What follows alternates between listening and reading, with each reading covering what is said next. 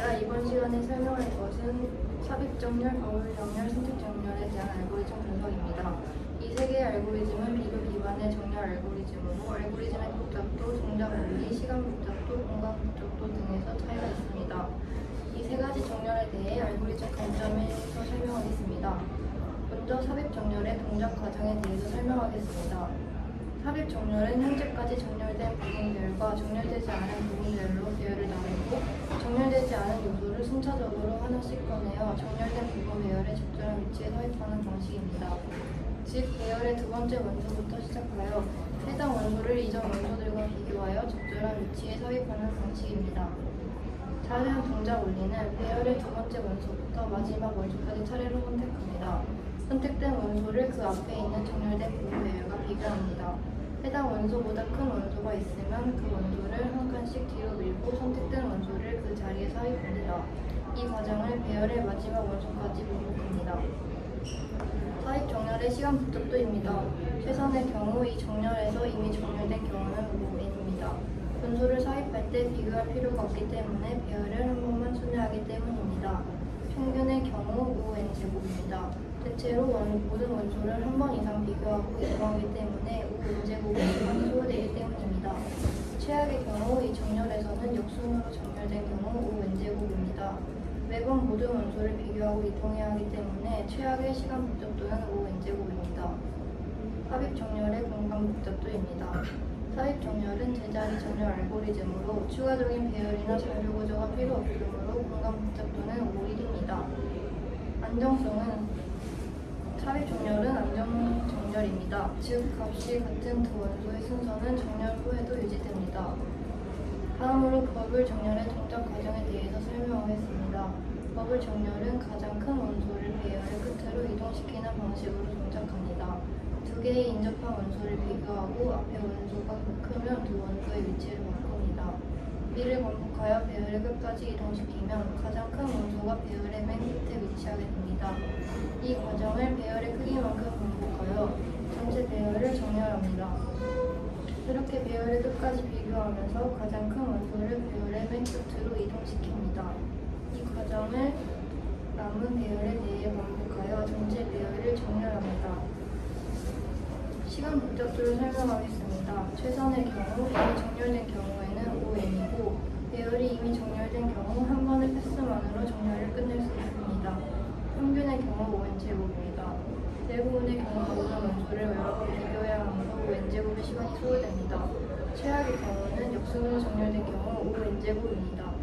매번 모든 원소를 비교하고 교환해야 하기 때문에 최악의 시간 복잡도는 5n제곱입니다. 공간 복잡도는 버블 정렬도 제자리 정렬 알고리즘이므로 추가적인 메모리 공간을 사용하지 않아도 돼서 공간 복잡도는 5일입니다. 버블 정렬은 안정 정렬입니다. 값이 같은 두 원소의 순서는 정렬 후에도 유지됩니다. 알고리즘의 이름처럼 큰 값이 부품처럼 배열 끝으로 떠오르듯 이동하는 방식입니다. 버블 정렬은 효율성이 매우 낮아 실제로는 거의 사용되지 않지만 교육적인 목적으로 많이 사용됩니다. 이미 정렬된 배열에 대비는 빠르게 동작할 수 있습니다. 다음으로 선택 정렬의 동작 과정에 대해서 설명하겠습니다. 선택 정렬은 가장 작은 원소를 찾아 배열의 앞부분에 놓는 방식으로 동작합니다. 배열의 처음부터 끝까지 순차적으로 탐색하면서 최소값을 찾아 배열의 맨 앞을 위치시키고 다시 나머지 배열에서 최소값을 찾아 두 번째 위치에 놓는 과정을 반복합니다.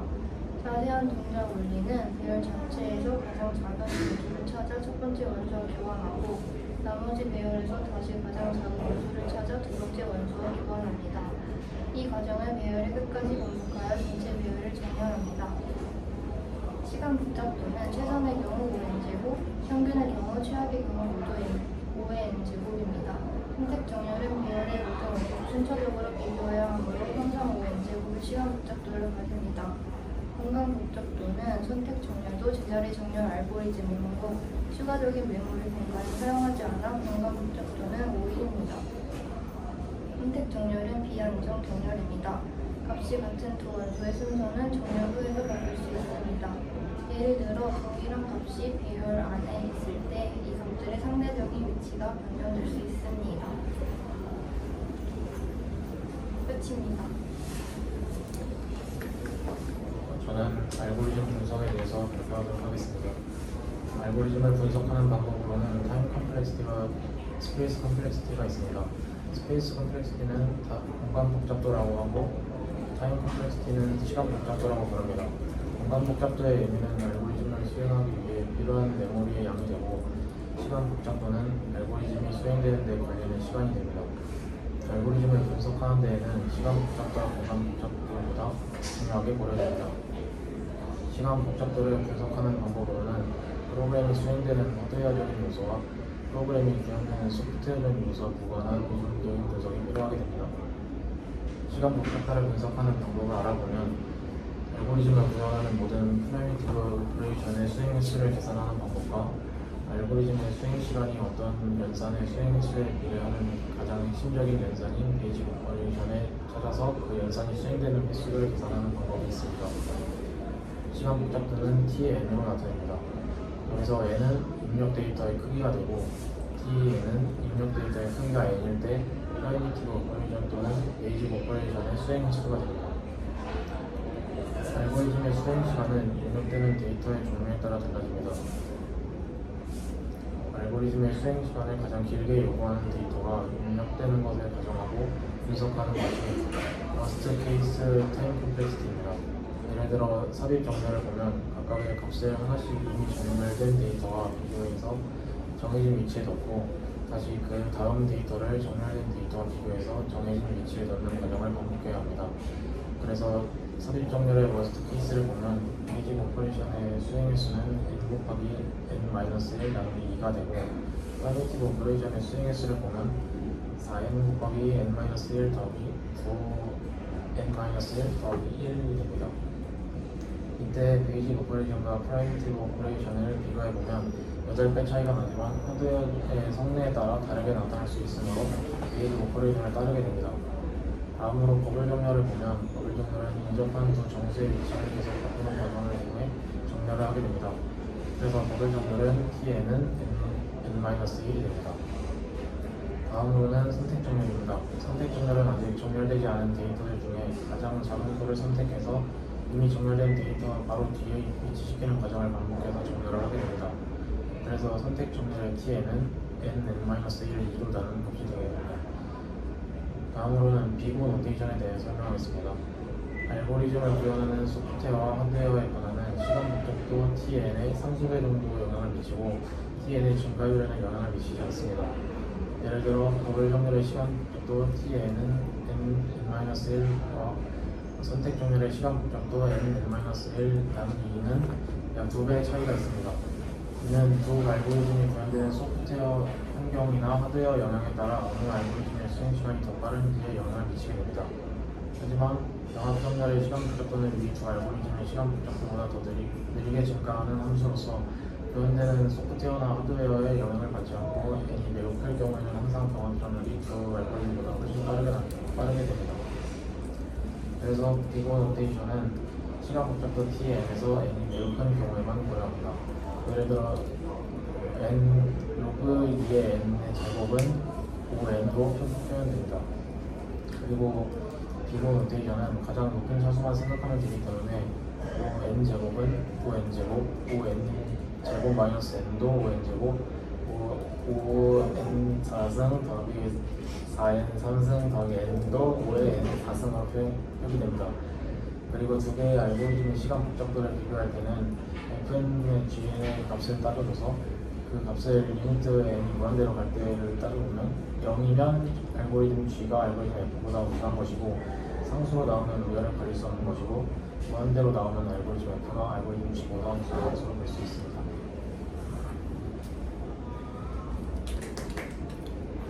동영상 개인이 올리는 거 아니에요? 한 번에 찍어도 다 한 번에 올려도 네. 잘 알겠습니다. 아, 제가 할까요? 네. 발표 하나 하는 거죠? 하나 하고 하나 3주차 4주차 두 개 하는 거. 네, 알겠습니다.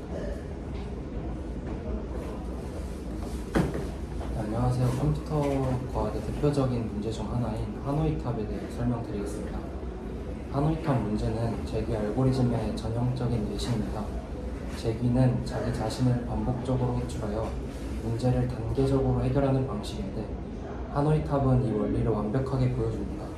작은 문제로 쪼개면서 문제를 해결하는 방식은 분할 정복 알고리즘의 기초적인 개념을 포함하고 있습니다. 예를 들어 하노이탑 문제는 n개의 원반이 있더라도 이를 n-1개의 원반으로 줄여 문제를 해결하는 방식으로 접근합니다. 하노이탑이란 고대 베트남 하노이에 있는 한 사원에서 시작된 전설에서 유래한 문제입니다. 이 문제는 3개의 기둥과 그 기둥에 쌓인 크기가 서로 다른 원반들로 구성됩니다. 원반들은 크기 순서대로 쌓여 있으며 가장 작은 원반이 맨 위에, 가장 큰 원반이 맨 아래에 있습니다. 이 문제의 목표는 첫 번째 기둥에 있는 원반들을 규칙에 맞춰 세 번째 기둥으로 모두 옮기는 것입니다. 여기서 주의할 규칙은 2가지입니다. 한 번에 하나의 원반만 옮길 수 있으며 큰 원반이 작은 원반 위에 올라갈 수 없습니다.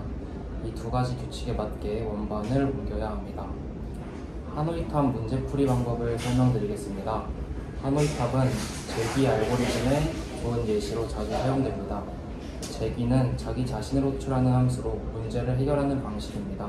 이 방식으로 하노이탑 문제를 풀 수 있는데, 문제는 원반의 개수에 따라 기하급수적으로 시간 복잡도가 증가한다는 것입니다. 예를 들어 원반이 3개일 때는 총 7번의 이동이 필요합니다. 이 규칙을 더 많은 원반으로 확장하면 원반이 n개일 때 필요한 최소 이동 횟수는 2의 n제곱-1입니다. 시간 복잡도는 5의 n제곱으로 원반이 많아질수록 급격하게 계산 시간이 증가하게 됩니다. 따라서 원반의 개수가 많아질 경우 일반적인 제기 알고리즘으로 해결하기 어렵기 때문에 더 최적화된 방식이 필요합니다. 하노이탑 문제는 스택 구조와 매우 유사합니다. 스택은 후입 선출, 리포 방식으로 동작하는 자료 구조인데, 하노이탑의 문제에서도 원반을 쌓고 내리는 과정이 이와 동일합니다. 큰 원반이 먼저 들어가고 나중에 나오게 되는 방식은 스택에서 데이터가 처리되는 방식과 일치합니다. 실제로 컴퓨터 과학에서는 스택을 이용해 제기 알고리즘을 처리하고 함수 출시 스택 프레임이 쌓이는 과정도 하노이탑에서 사용되는 방식과 유사합니다. 하노이탑 알고리즘을 살펴보겠습니다. 일단 원반 n-1개를 첫 번째 기둥에서 두 번째 기둥으로 옮깁니다. 가장 큰 원반을 다른 세 번째 기둥으로 옮깁니다. 나머지 n-1개의 원반을 두 번째 기둥에 있던 원반들을 세 번째 기둥으로 옮깁니다. 이 과정이 원반이 한 개일 때는 가장 단순하지만 원반이 많아질수록 문제를 쪼개는 방식으로 이 원반들을 여러 차례 옮기면 됩니다. 하노이탑 코드를 짧게 설명드리려고 하는데, 하노이라는 함수를 짜놓고 이제 각각의 현재 있는 원반이 있는 위치, 그리고 원반을 옮기려고 하는 위치, 그 가운데에 있는 위치, 이렇게 3개를 파라미터로 받은 다음에 각각 이 파라미터마다 올바른 값을 넣어주면서 원반을 옮기는 식으로 작성하면 될 것 같습니다. 하노이탑의 실제 응용 사례 말씀드리고 마치겠습니다. 하노이탑 문제는 단순한 퍼즐 같지만 실제로는 컴퓨터 과학에서 매우 중요한 문제입니다. 주로 제기 호출을 설명할 때 사용되며 백트래킹이나 동적 프로그래밍 같은 복잡한 알고리즘의 기초 개념을 익히기 좋은 도구입니다. 또한 컴퓨터의 데이터 이동이나 파일 시스템에서의 스택 구조와 유사한 문제들을 해결하는 데에도 활용할 수 있습니다. 데이터 이동이나 디스크 관리 등의 문제에 응용될 수 있습니다. 예를 들어 하노이탑에서 원반을 한 기둥에서 다른 기둥으로 옮기는 과정은 파일 시스템에서의 데이터 백업과 복원 과정과 유사합니다. 또한 이 문제는 병렬 컴퓨팅에서도 응용될 수 있습니다. 하노이탑 문제를 병렬적으로 해결하는 알고리즘은 대규모 데이터 처리나 네트워크 통신에서도 활용될 수 있습니다. 결론 말씀드리고 마치겠습니다. 하노이탑 문제는 컴퓨터 과학에서 제기와 알고리즘 최적화를 설명하는 데 중요한 역할을 하는 문제입니다. 이를 통해 제기적 사고방식을 연습하고 더 복잡한 문제를 해결하는 데 필요한 사고력을 기를 수 있습니다. 하노이탑 문제는 단순한 문제 같지만 그 속에 숨어있는 원리는 매우 깊고 응용할 수 있는 범위도 넓습니다. 네, 이상으로 하노이탄 문제에 대한 설명 마치겠습니다. 감사합니다.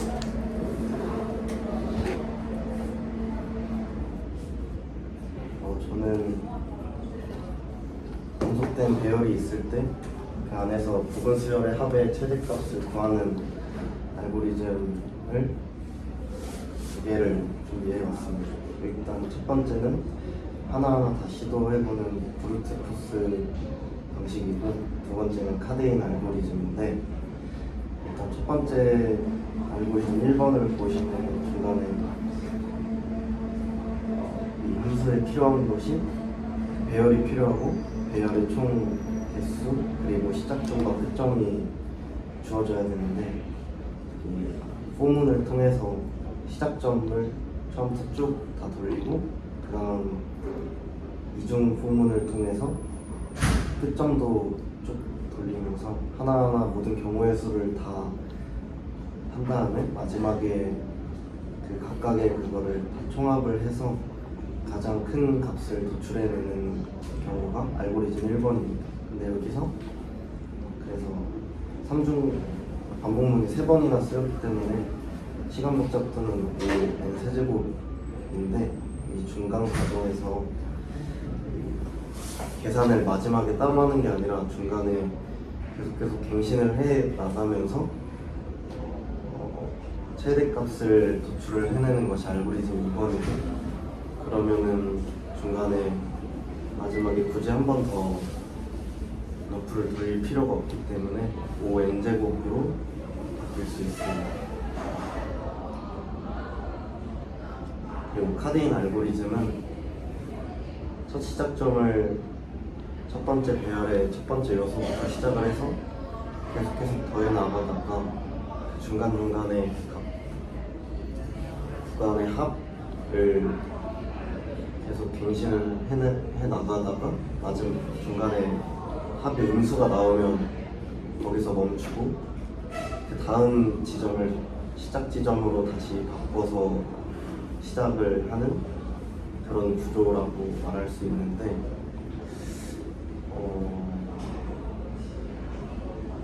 예를 들어서 5 마이너스 2, 0, 3 하다가 마이너스 1이 됐다면 여기서 여기까지의 최대 합의 최대를 맥스섬에 입력을 한 다음에 그 다음 마이너스 4 다음인 5부터 다시 더해 나가면서 하는 게 카데인 알고리즘이라고 할 수 있을 것 같습니다. 카데인 알고리즘을 어디서 자주 쓸 수 있냐고 하면, 과거에 주식 가격 같은 것을 예로 들었을 때 각 가격과 그 밑에 변화된 값을 써 놓으면 언제 그것을 매수를 하고 언제 매도하는 것이 가장 이득인지를 계산하는 것에 가장 유용한 방식이라고 할 수 있습니다. 그리고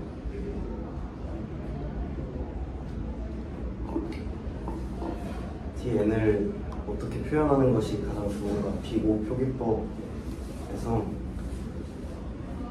시간 복잡도가 5n의 4제곱 더하기 4n의 세제곱 더하기 n이거나 아니면 10n의 4제곱이거나 7n의 4제곱 마이너스 7 이렇게 최고 차수가 결국엔 같은 경우에는 상수 차이가 나더라도 컴퓨터 내에서는 그렇게 큰 차이가 아니기 때문에 그 정도의 차이는 하드웨어나 그런 미세한 정도의 차이로도 바뀔 수 있는 것이어서 무시를 해도 된다고 할 수 있고, 결국 보기 쉽게 그냥 최대 차수만 간결하게 써 내려가서 시간 복잡도는 5n의 4제곱이다 라고 말하면 될 것 같습니다. 알고리즘 1에서 시간 복잡도를 구한 식은 반복문이 3번 들어가서 이거를 계산을 하면 6분의 n 곱하기 n 플러스 1 곱하기 n 플러스 2여서 결국에는 최고 차수가 n의 세제곱으로 나타날 수 있기 때문에 비구는 n의 세제곱이라고 알 수 있을 것 같고, 그 아래 같은 경우에도 똑같이 n의 제곱이 나오는 이유를 볼 수 있을 것 같습니다.